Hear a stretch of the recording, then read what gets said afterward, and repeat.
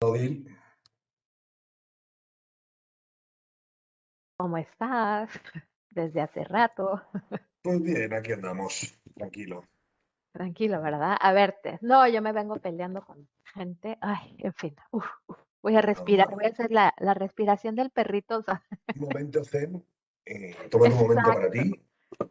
Me quería salir hasta fumar un cigarro. Imagínate, yo llevo, ¿qué? Como Yo, 20 años de no fumar, que ya estaba yo dije, no, voy a comprar yo unos llevo cigarros. 6 meses ya sin fumar.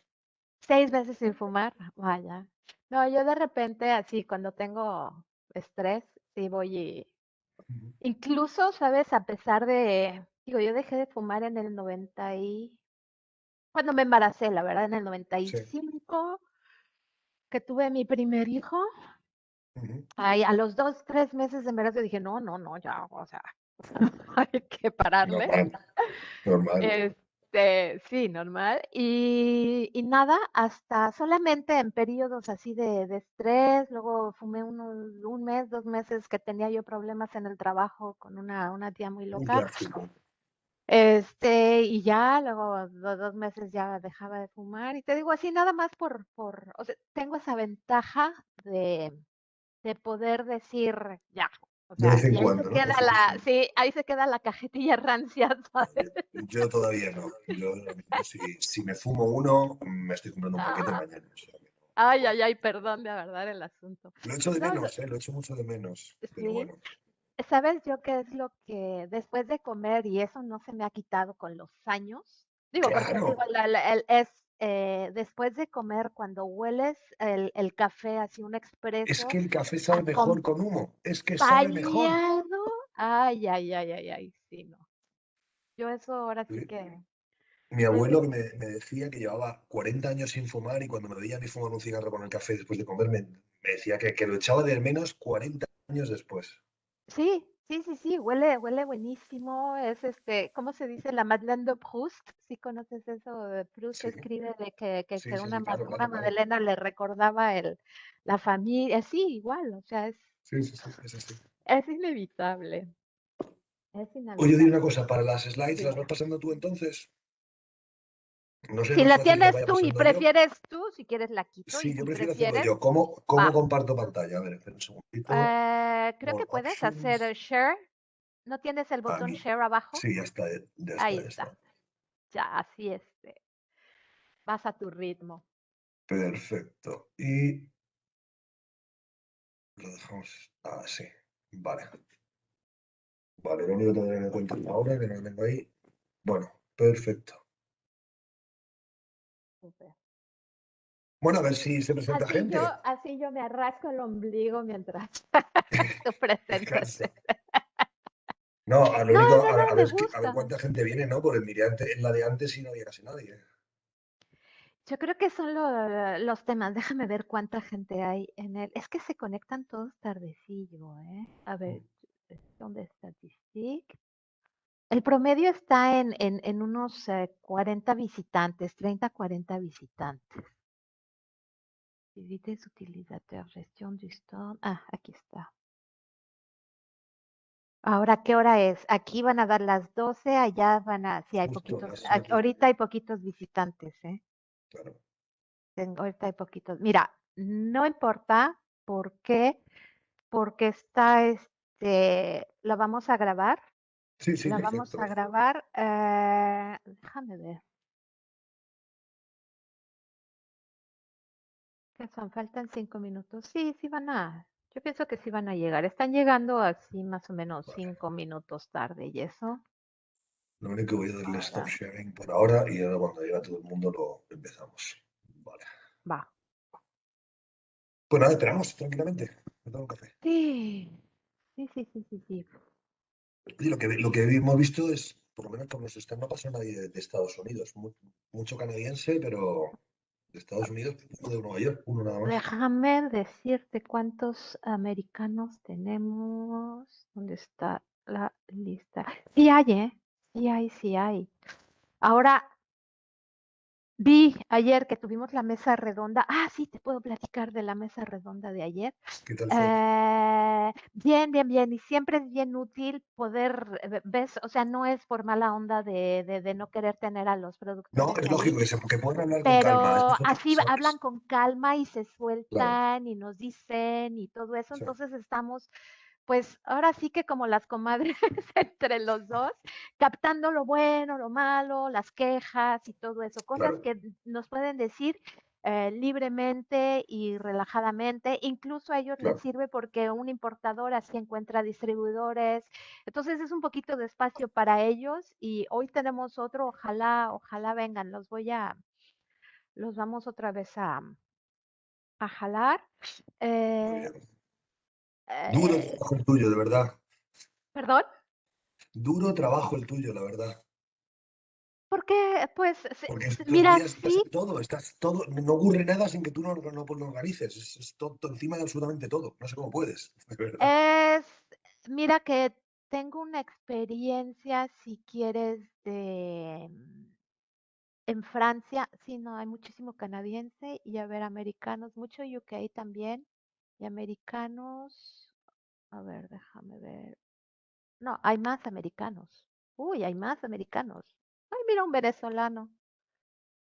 Pues, perdón, pero con la pena y el embargo no le podemos mandar nada. ¿O sí? Tú puedes venderle a los venezolanos, ¿no? Hay embargo. En, en Sí hay. teoría, a ver, no es verdad. Yo le vendí un contenedor de vino barato en el 19 yo le vendí un contenedor de vino barato a Venezuela. Ah, sí. Si te interesa el dato, te paso No, no, aquí el porque del CC. ya no Ya no tenemos tiene nada. nada barato. Ok. No, pues, Efectivamente. pues americanos están double y estamos enviando los emails cada día. No sé, porque yo los mando a todo mundo, ¿eh? Ahora sí que hago 25,000 contactos. Sí. Mañana es el segundo día, mañana es el tercer día, conéctense, en fin. Lo que pasa Ahí es que estamos. mañana poco dará de sí, porque si cerramos a las 6 de la tarde, hora francesa, un Pero poquito ¿sabes por qué? Celestillas, ¿no? Eso es aquí entre nous. Eso es con la, ¿cómo se llama? Con el ¿cómo se dice? Prestataire, el contratista de la Sí. plataforma. Pero la vez pasada seguía la gente entrando, visitando y todo eso, ¿eh? Creo que hasta por un día de más, no sé ahora si realmente No, lo por cierren. organizarnos un poco los turnos, porque lo que estamos haciendo es turnar los tres para estar, que siempre haya alguien conectado. Ok. Entonces, Hey, hello, Michelle. hello. So Michelle is from Atlanta. So I think you're already in Atlanta? Yes. No, we're not. No? We're not in Georgia. No? Nope. Okay. No, yet. We're looking for distributor over there, actually. Okay. So perfect. So let's wait a little bit. Good, good.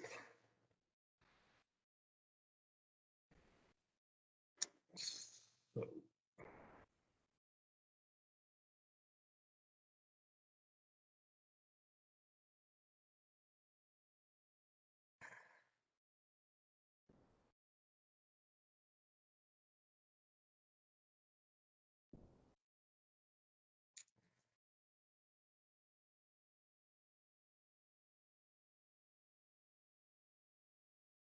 hello, Pascal.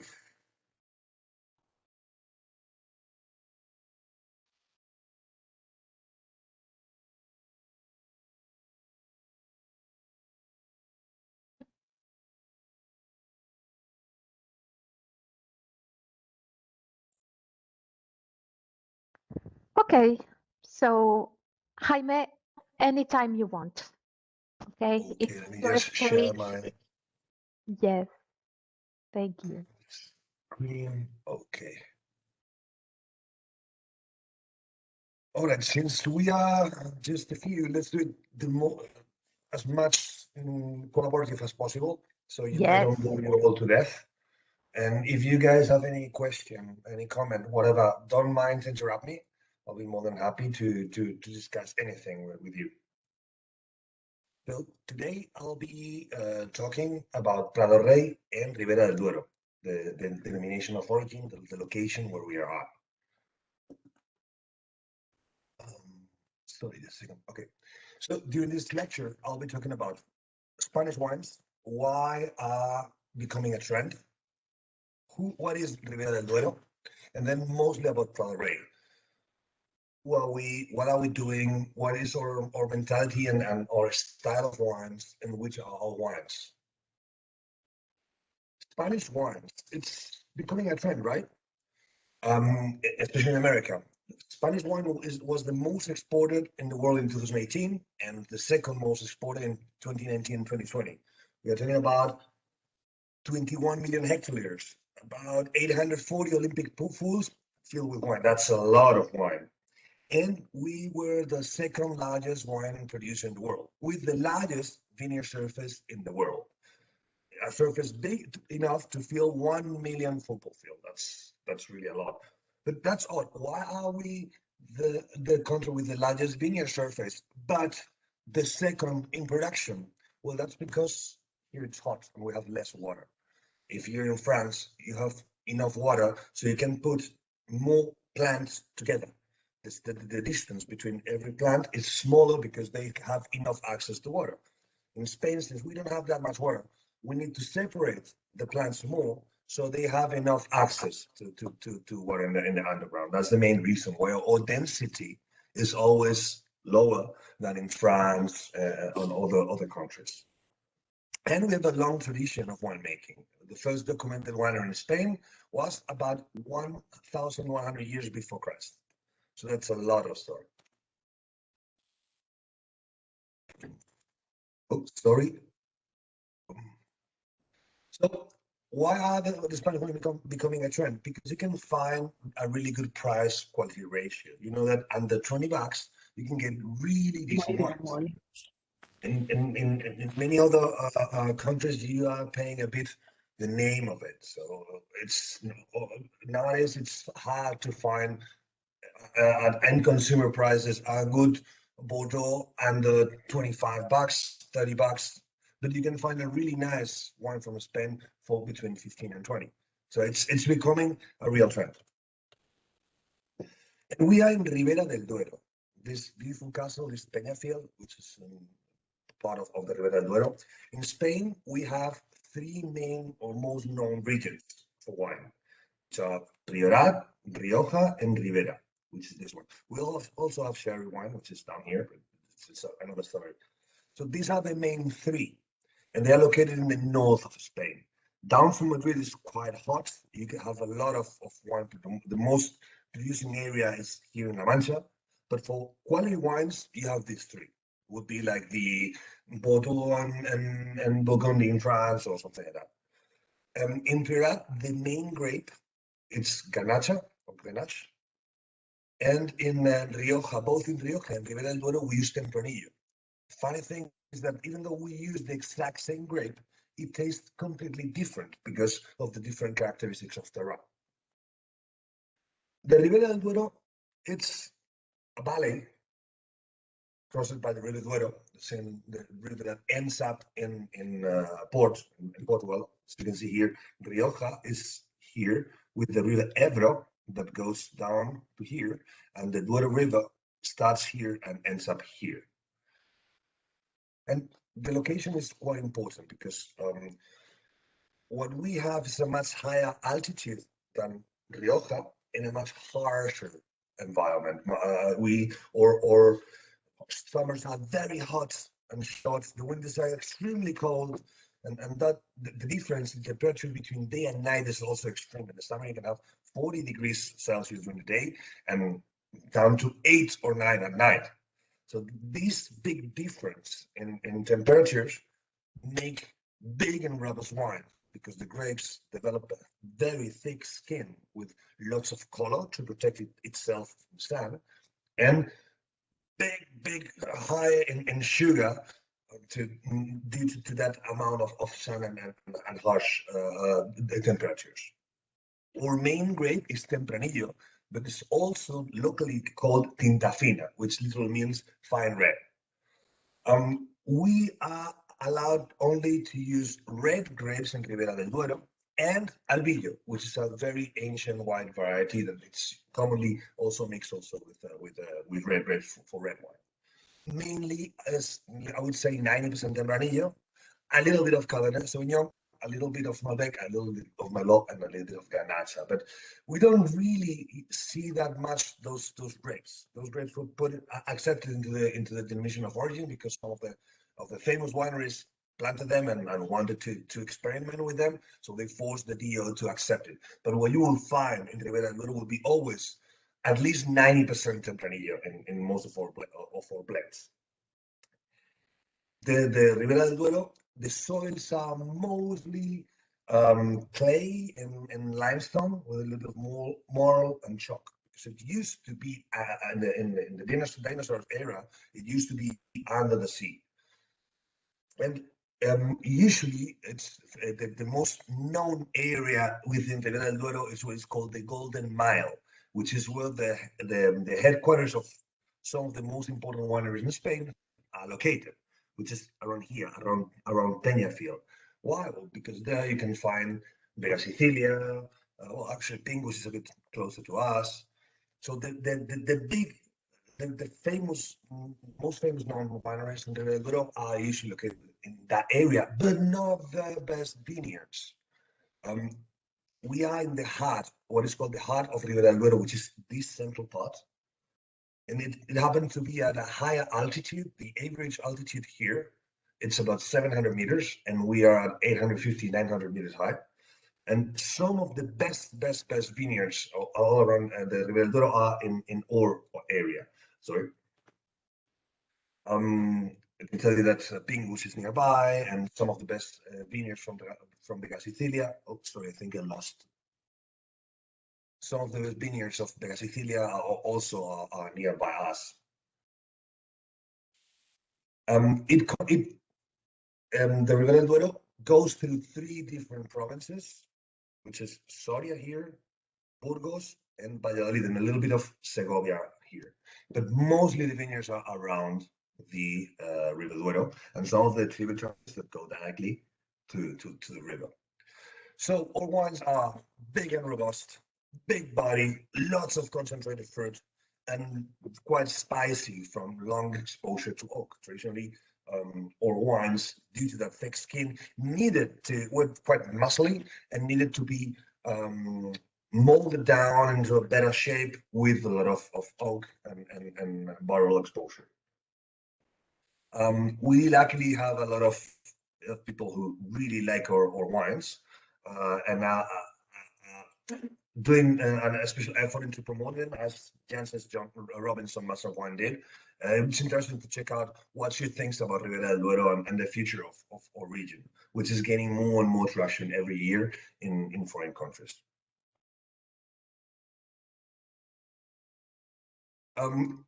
We make things a little bit complicated here in Spain.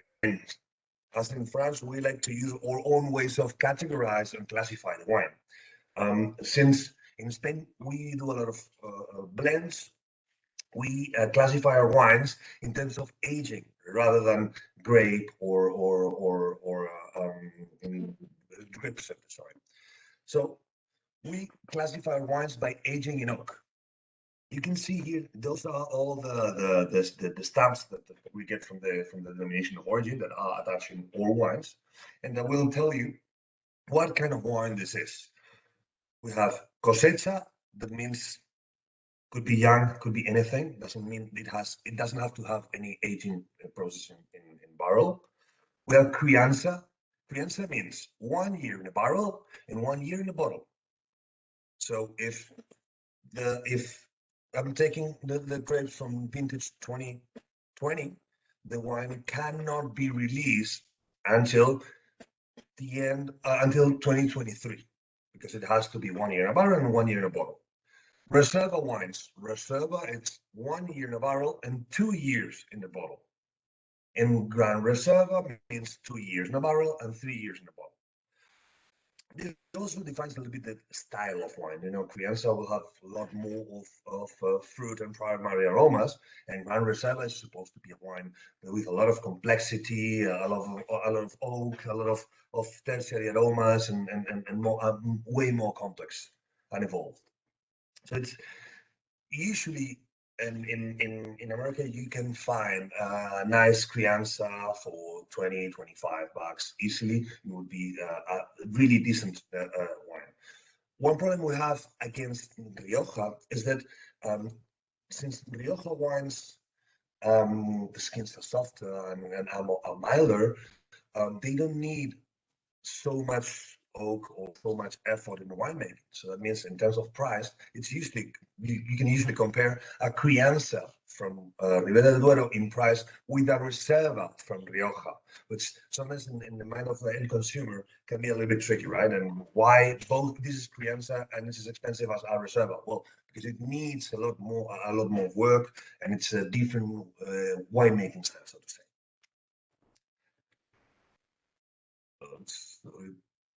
So now we come to Pradorey. Pradorey is one of the oldest and most innovative and greatest and biggest wineries in Ribera del Duero. But it's been there since 1503. We have over five centuries of history.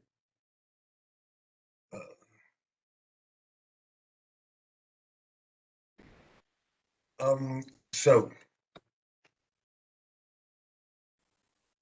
we started, our history starts with the Queen Isabella of Castile in 1503. When she was the queen that financed Columbus' trip to America, and she was from a nearby land, and she fell in love with the whole land and bought the land estate as a gift for her husband, Ferdinand, the king, and that's the way it became a royal site. A royal site means it's a special site owned by the crown and promoted by the crown. So it began in 1503, and it became the vacation area where the kings used to go. Pradorey means the king's meadow, because nearby the winery there's a meadow where the king loved to hunt. And every summer he took for a couple of months the whole court to Ventosilla, to that's the name of the royal site, to spend the summer there just hunting and hanging out with their friends. The funny thing is that on the way from Toledo, where the capital was back then, to Ventosilla, the wine usually got bad. So the king needed to have good wine for the summer. So they planted vineyards in the area and started producing wine for the king. The king gave the venue, the royal site, as a gift to the Duke of Lerma in the 16th century, so the Duke could prepare everything for the king's holidays. It's funny. I give you the site so to get it ready for me, kings, And it became the summer court for the king Philip III, and this Duke of Lerma built the 45 palace that we nowadays it's or inn or hotel, which is this one. It's really beautiful. We have proved that famous painters like Rubens, Dutch, or Lope de Vega came over the summer to entertain the king or paint the king. So it became the real court for a couple of months every summer. It during the years it kept going from family to family. So the state has always been protected and has never been split and sold. So it's the biggest state in the north of Spain, where the tradition is you have three kids, you split the land among your three heirs, and that's how it's impossible to find big farms or big lands in the north of Spain. Um, in the year 1989, the founder of the current company, Mr. Javier Primades de Daro, acquired the royal estates and launched the brand Pradorey. He was a visionary. Back then, people thought he was called the crazy guy from Ventosilla, because he started planting lots of vineyards on an age where the wine gave no money, and everybody thought it wasn't the future. Look at now. And we became one of the first 20 wineries that opened the denomination of origin, the council. Sadly, Mr. Javier Pemas Dadaro passed away this year at the age of 96, and he was all those years every morning there for the harvest, organizing everything and getting absolutely control about everything, and it was amazing. It was such an entrepreneur and an important person in the recent Spanish history. In the year 2014, we decided to give a second wine revolution by starting to produce wines on very old, century-old earthenware amphora. And this became something important among our wines. So we started understanding the use of amphora and using them for most of our wines. And it has become our trademark, so to say. The estate. The estate is the key factor behind Pradorey's success. Why? It's huge estate, huge estate. We're talking about 3,000 hectares, about 7,500 acres, and with the largest vineyard, privately owned vineyard in Ribera del Duero, with 545 hectares, about 1,300 acres. And that is key because it means that we don't need to buy grapes. There are many wineries, smaller, bigger than us, and most of the wineries in the region buy grapes. Not always the land, the ownership of the land is attached to the wine production. There's a lot of grape growers, and then they sell these grapes to the different wineries. If you produce, I don't know, Protos, so to say, which is a cooperative company, they produce 7 million bottles. How can you how can you get your grapes if it's impossible to have such a big surface of vineyards? So everybody buys grapes. And don't get me wrong, that doesn't have to be bad at all, because nowadays we have the technology to understand a grape. I get a grape, I can put it in a machine and know exactly what I'm buying. The problem, you have no control about what you will have next year. If you buy grapes, everybody tells, yeah, but every year we change and we buy from there or from there. No, that's not true. If it's a bad year, it's going to be a bad year everywhere. The problem is that usually when people sell the grapes, they usually keep to produce their own the best. So it's not easy to get stores of constantly with a really high quality of grapes at all. But we can, because we control absolutely everything. We don't need to buy grapes. We can control absolutely everything around the grape to get what we want, what we need. And also, we'll be planting another 100 hectares in 3 years. So we will be having in the end about almost 650 hectares, which is a lot. But as I was telling you, these numbers mean that we don't buy grapes, which is real, the real factor of success, where you can control absolutely everything. You can also see here in this map, we are crossed by the River Duero and the River Gromejon, which is really the center and the highest altitude of Ribera del Duero. We do we have organic certified vineyards, which are these two, and we are certifying more and more every year. We are in the process of certifying of vineyards. Because good wines are made in the vineyard, not in the cellar. If you want to produce something really good, you need to operate in the countryside, in the field, not in the vineyard. And for that, we have thorough control and understanding of our terroir and our soils. Every vineyard has different characteristics in terms of soil, microclimate, sun exposure, and fauna and flora. To get the best out of them, I cannot mix. I mean, if this vineyard has nothing to do with this one, Pradorey, if I mix the grapes, I'm getting something average, but I'm losing the character of each vineyard. And imagine in France, in Bordeaux, there are huge difference in towns separated by 2 miles, maybe. And we have 7 kilometers, about 5 miles from here to there. So the soil characteristics, even the microclimate here in Salguero Vineyard has nothing to do with here in Val de la Yegua. If you want to extract the most expressivity and the most character, you need to do single vineyard wines. And that's what we do. Most of the wine comes from a single vineyard, but origin that comes from a blend of these 3 vineyards. But for the rest, Every vineyard has its own characteristics, and it will give its character to every wine. We also do organic farming. If you want to control what happens in the grape, you need to you have two options: use a lot of chemicals or use nature to help. If you want to go organic, you need to take into account everything that surrounds the vineyard.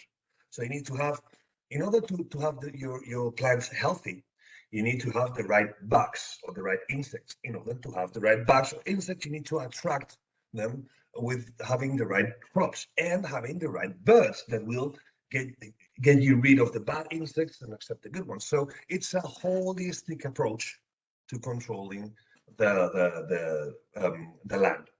So the crops around the vineyards are well thought to attract the animals we want, and also we only use clean energy sources. We have a hydroelectric dam in a solar farm.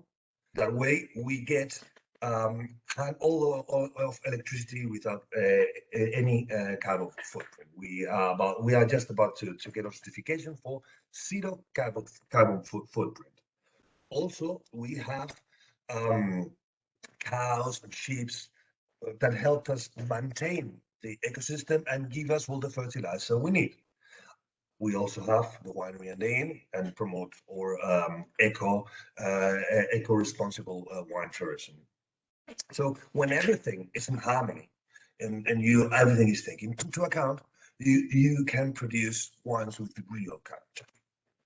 We're known as a model of sustainability. Here you can see the dam. This dam was built in the 19th century. It's a private dam. Here we have hydroelectric, what do you call this, production engine. And we care a lot about our heritage to the next generations. We are conscious about all our environment. All of our vineyards are turning into organic. We are self-sufficient in electricity. Our cattle provides all the fertilizer we need. We recycle absolutely all the waste. We are even building a special water treatment plant. So all the water we might use in the winery, it's returned completely clean back to the river. And we have reduced our carbon footprint to zero.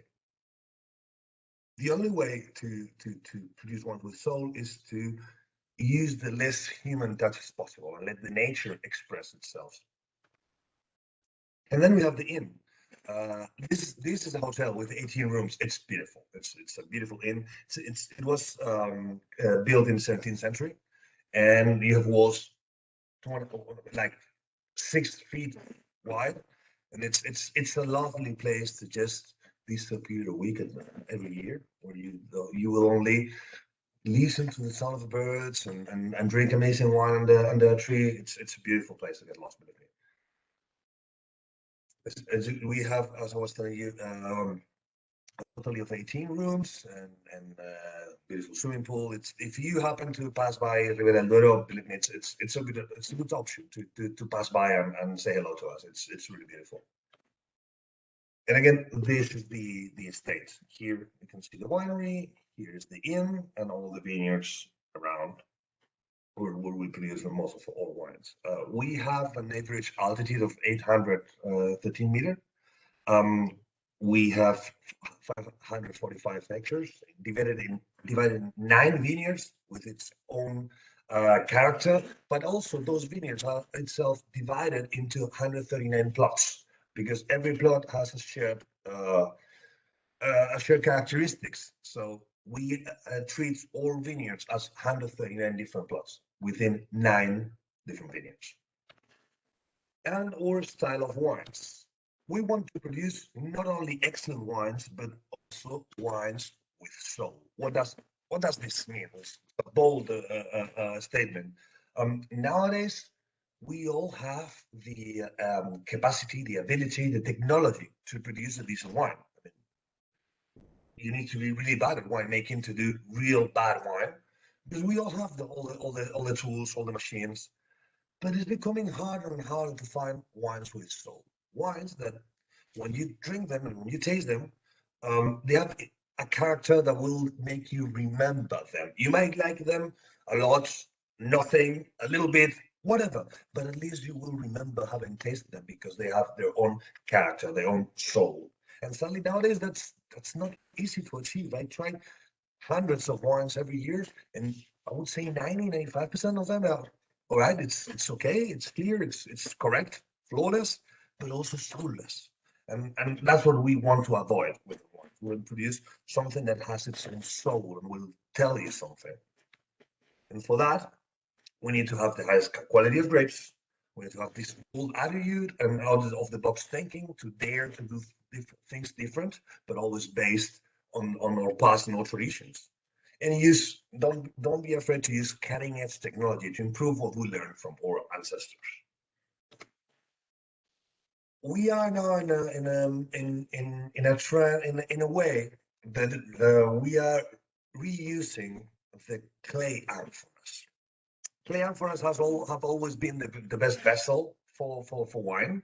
Ever since the first wine makers in Armenia and or to the Egyptians who were also doing wine. This is here we can see how the Egyptians were doing wine with this clay amphora about 1500 years before Christ. So we are not reinventing the wheel. We're just trying to understand how well those wines that our ancestors were making and why. And we found out, well, we decided to start using this N for us. We had a few, and then we found out that they were amazing for our wines, and we have now over 40 amphorae, all of them over 100 years old, all of them reused. We find somewhere in Spain they were buried, and it takes a long work and hard work to undig them and bring them to the winery. And when we put wine in this amphora, we have realized that two things happen. Mainly, there's a micro oxidation effect and a cooling effect that will help us get a wine with a more diverse set of aromas, enhancing fruits and primary aromas, and giving a very silky texture to the wine and a certain minerality. It's improving our wines a lot. We are under what is called modern style Riberas, because traditionally in Ribera del Duero, the young wines were so harsh and powerful that needed a long age in oak. Let's think about oak like if it was a gym, right? When the wine is in a barrel, it's getting fit for the summer. It's doing a lot of heavy work. It's working, and then it needs the bottle to rest for those muscles to be properly built. So Riberas have always been powerful, big, bold wines that needed a lot of exercise in the barrel in a long time in the bottle to soften up. That meant that if you include that trend that we passed a few years ago with those famous oak Parker style wines, where there was an overuse of oak, you end up having a wine that sometimes brings you drink a wine. It's like if you're chewing a piece of furniture. It's just oak, and a lot of oak and toast. Um, to get away from that tendency, the way we understand wine is that if wine is like a painting, the oak should be like the frame, something that will add some value, add a little bit of complexity and elegance, but it cannot be the lead character of the wine. It has to be the painting. If the frame of the painting is 10 times bigger than the paint, it's not elegant anymore. It's a bit tacky, right? So in order to try to avoid that overuse of oak and let the terroir express better, we decided to start using second year barrels.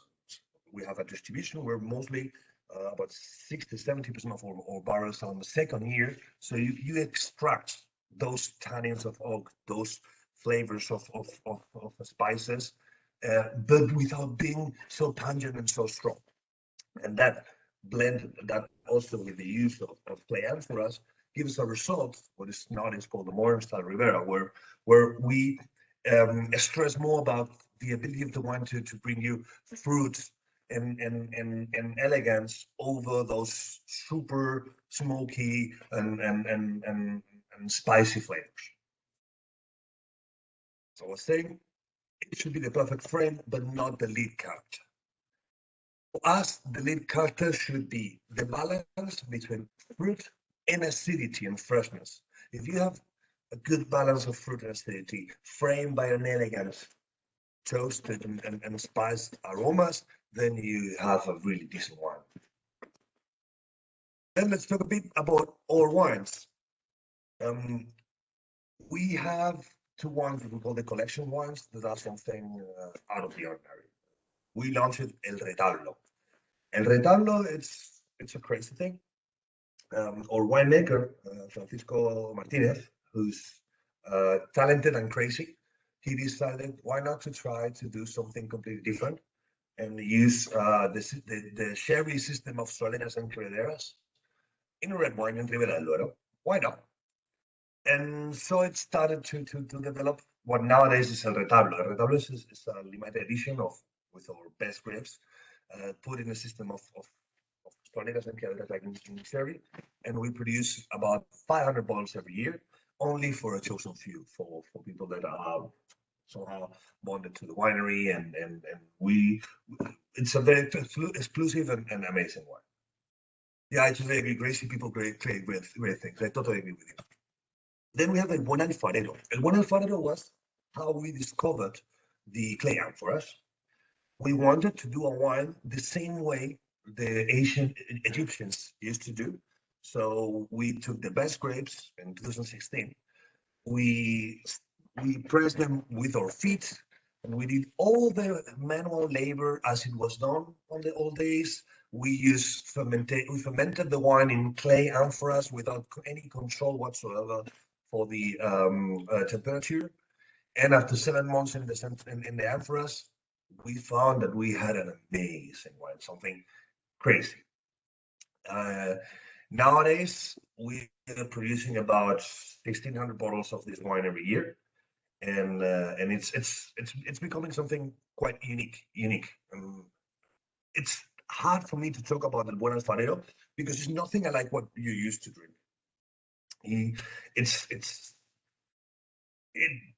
It has a body that it's difficult to explain. It's super mineral. It's a fruit bomb after 5 years in a bottle. It's amazing. It's amazing, and it's becoming quite a big deal here in Spain. So these two are the collection wines, and then we have the author wines where we try to do things differently. We have Adaro, which just got 94 points by James Suckling. It's organic Tempranillo, and it's made to honor the founder of the current brand, Pradorey, Mr. José Javier Cremades, because it comes from its favorite vineyard. We have Elite, which is a Tempranillo plantar or Tempranillo clone that nobody is using anymore because it's low yield and extremely difficult winemaking. But it has a character. Well, it's like a gentle giant.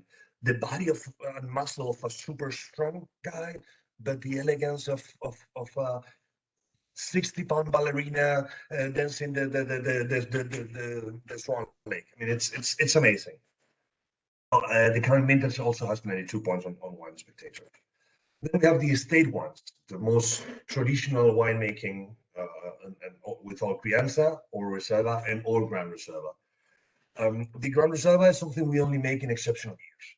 We did it only in 1999, 2004, 2009, and the next vintage is been made in 2017 and will be released probably in 2024.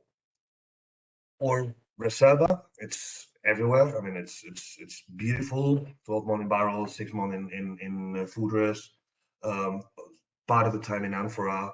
All of the wines are vegan friendly. We don't use any egg white. We use chickpea powder to give the last clarification of the wine. So all of the wines are vegan friendly. And then we have the transgressors, something again crazy and different. We launched the first Blanc de Noir Tempranillo in Ribera del Duero. It's Blanc de Noir, and then it's aged over the lees of Verdejo, and then barrel age. It can blow your mind. It's so different and so much character. It's a wine that runs all the conversations.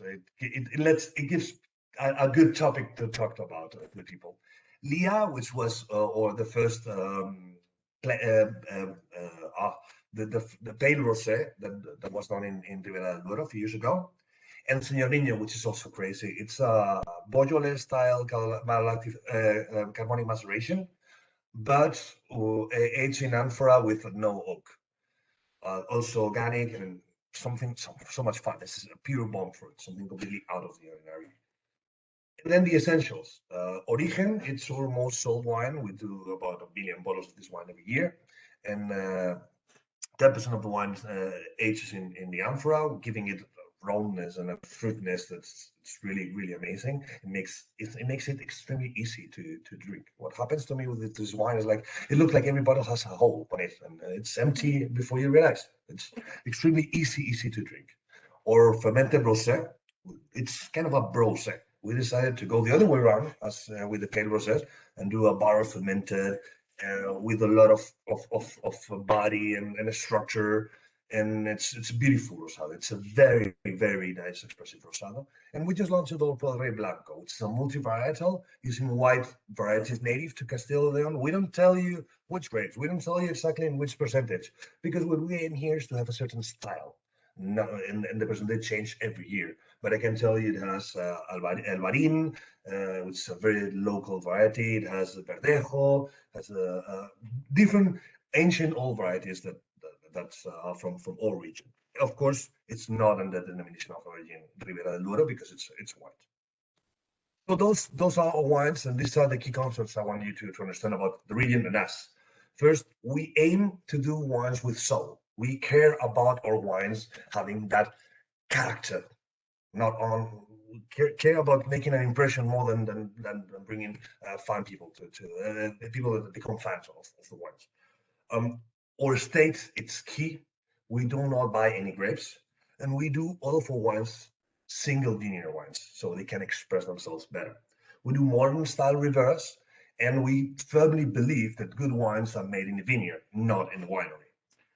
All this crazy stuff, it's a family stream, and it's a family run and family managed company, and that's part of our DNA. We all are a small family here, and we care about it. Since we care, we are a model of sustainability, and on top of that, we have the best price quality ratio. So what are you doing that you're not open a bottle of Pradorey already? Beyond that, there's behind every bottle, there's a lot of passion, effort, and dreams from an exceptional group of people. At Pradorey, we are not only proud of what we do, but we are happy to work together. And you can tell that when you open a bottle. Thanks a lot. Cheers. And I'll be more than happy to answer any questions you may have about us and the region. You can contact us at our booth. And if you're interested, our wines are already in America. We are our own importers, and you can get FOB New Jersey or FOB California price. That being said, I'll be happy to answer any questions you may have, as crazy as they might be. Thank you very much, Jaime. Thank you very much. My pleasure. Sorry, I Oh, just stopped the video now. Okay. no, it's okay. It's okay. Yes, it's a very nice occasion. I It's remember, beautiful. I yes. really recommend you if you happen to pass by Spain, contact us, contact me because it's Actually, I I think it's did the it. second most visited top one, first or second most visited winery in Ribera del Duero, Yeah. and it's worth it. It's really worth it. I spend a lot of vacations. I used to live in France, so I spend a lot of vacations in close to Malaga and the Mhm. tropical coast and all these vacations. So the first times we were traveling by car. So living from Paris to Malaga by car. So I did it twice, I guess. Perfect. Stop But it over was in Aranda de Duero, visit us, and spend the night. exactly. So here is where my husband and I discovered the wines from Aranda del Duero and Ribera del Duero, and yeah, we fell in love with with his wines, definitely. And we also noticed that there is this north and south differences. So most of the people in the south are really attracted by Ribera del Duero more than Rioja. They say, no, no, no, no. Here in Andalusia, we drink wines from Ribera del Duero. It was very funny. So we have a question from Michelle. I was Michelle, just answering. No, there's you can. no minimum opening order. What we aim is to develop big and good relationships with our partners in every state. So in the states where we're not, we're looking to find a partner importer, a partner distributor, where we will have a joint strategy and with a lot of support from us. No, you can just order a single case, but only on the states where we are not. Where are we? We are currently in New York and New Jersey, Florida, Ohio, Illinois, Indiana, Colorado, Idaho, Wyoming, and California. Beside those states, we are looking for a partner in those states. And we right now have warehouses on both coasts, and you can order from a single case or a mixed pallet, whatever. This is not a problem at all. And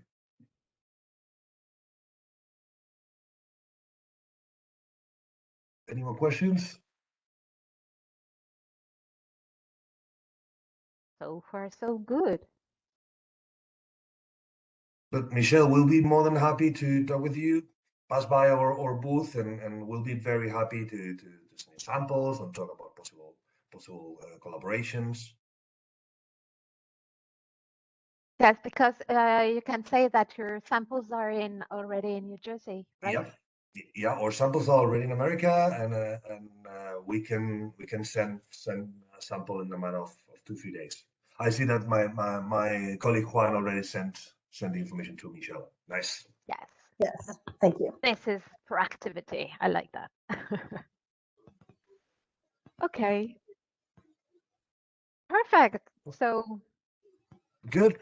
we already, yeah, I think that some of the persons who attended here were with Fernando's presentation yesterday. Yesterday. And yeah, I have a question. That's something that came. Imagine I'm in bed and I said, "Oh, what happened with all those 150-year-old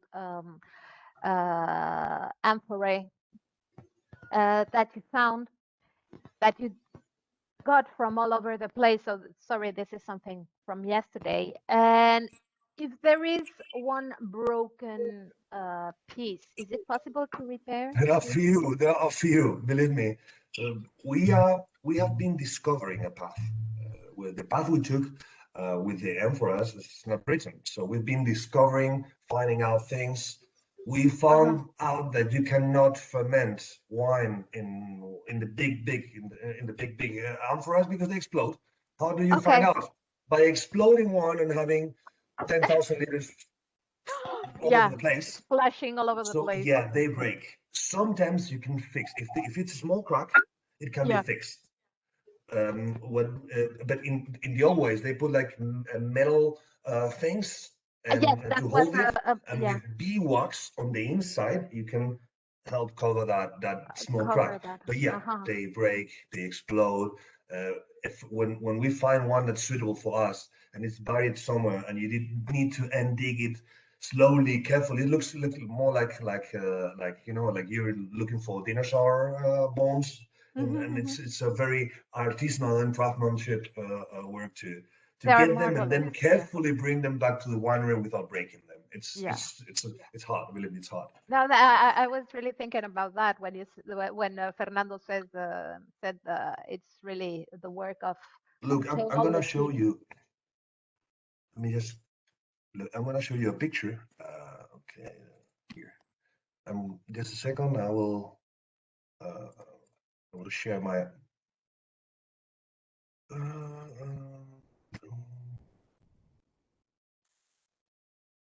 No, sorry. This I'm trying. Why I cannot? Okay. Can you see my screen? Yeah. So let me show you here. Oh, wow. Oh, yeah, You that's see that wonderful. crack? Yeah. This was already fixed when we found it. So it's an ancient way of fixing, and it's working, and we use it every day. But yeah, it can be mildly be fixed. But as you see here, some others don't. Uh-huh. Oh, wow. And Yeah. they break. And you can see we don't even have a clear combination of materials that we have. Every one of the amphoras is different. It's a different machine and produce wine in a different way. We just need to learn how each of one works. Oh, that's All wonderful. right. That's something I think that business management and everything is okay, but I think something I have some regret is archaeology and things like this. That's something I would like to do. Muchísimas gracias. Un placer. Muchas gracias, We'll be more than Jaime. happy to answer any Juan questions you may Maria, have. thank you Pass very by our much. booth. Excellent. So I hope I will return to Ribera del Duero. I have some plans to going to see my boys in France, so definitely I can jump to Spain. Do that. So We'll be happy to welcome you. thank you very much. Do we have questions from the audience? And if not, we can finish. Gracias, Juan. Un saludo. Okay, Thank you, everybody. so we are done. Gracias. Bye bye. Adios. Let me see if I can leave here because I'm not sure how to do it. I'll take you all out. No worries. Oh, no. Yeah, no, I got it. I got it. All right. Cheers. Bye bye. Bye.